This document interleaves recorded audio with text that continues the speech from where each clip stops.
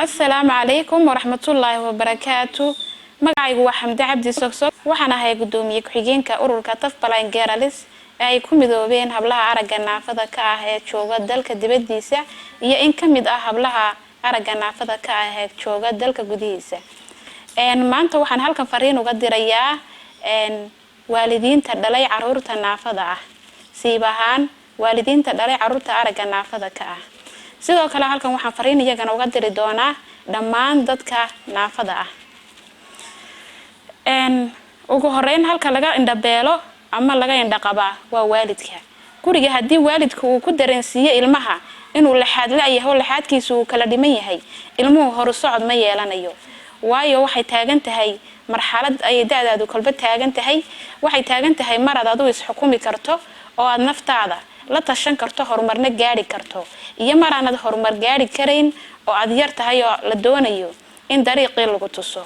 marka koowaad ilmuhu uu yar yahay ee uu laxaad laayahay, hadii waalidku uu tabantaabiyo oo uu ugu sheekeeyo inuu horumari karo oo maxay ahaydee horumar gaari karo, ilmuhu horumar uu gaarayaa. ilaa marka uu soo gaaro ilmuhu daada 12 jirka ay wixii ka weyn wuxuu fahmayaa inuu wax qabsan karo, waxna abuuran karo.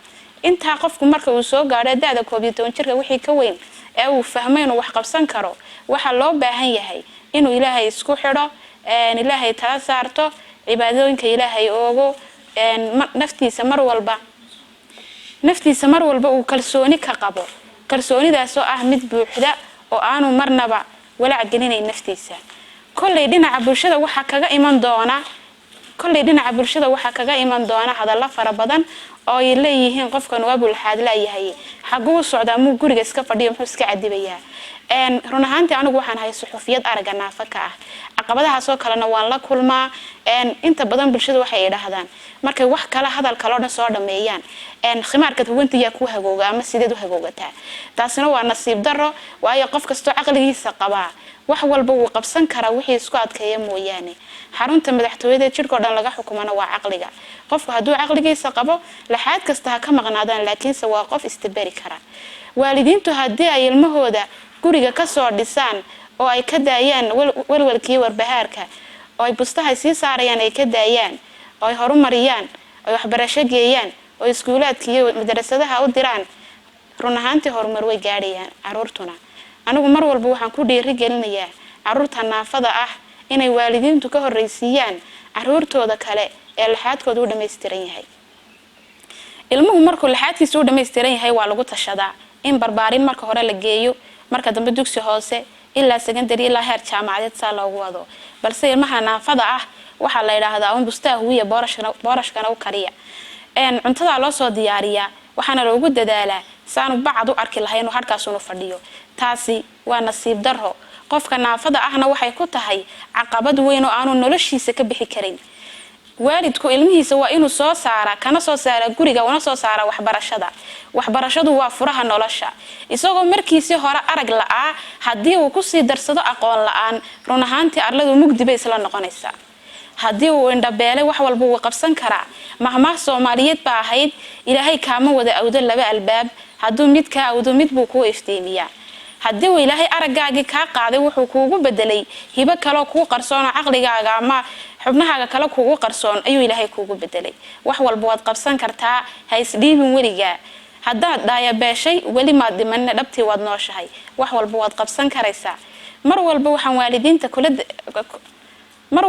waalidiinta kula dardaarmayaa inay xagga guriga caruurta ka soo dhisaan oo waxbarashooyinka u soo saaraan.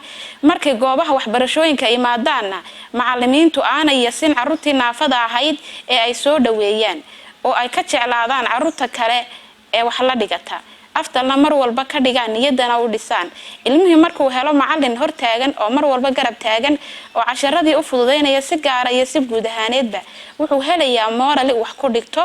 mar walbana wuxuu jecel yahay inuu iskuulkii ka soo xaadiro waanu ku xisaabtamaa. marka hadii xagga guriga iyo xagga bulshada dhexdeeda waxbarashada haday noqoto goobaha shaqooyinka dhan walba hadii lagu soo dhaweeyo, qofkii naafada ahaa wuxuu noqonayaa qof dhameystiran.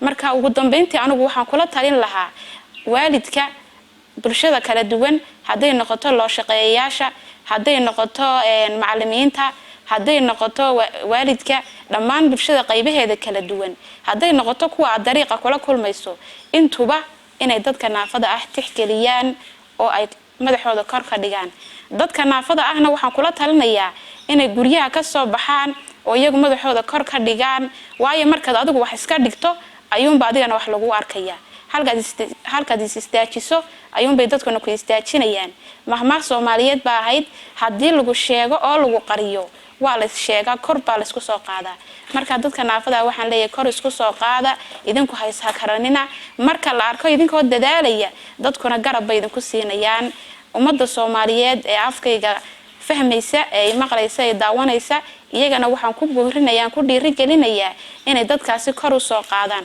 waayo qofku si kasto u dadaalayo hadaanu garab helin horumar ma gaarayo tabantaabada laba gacmood tamar ku yeeshaan aad iyo aad baan idin salaamayaa assalaamu calaykum waraxmatullaahi wabarakaatuh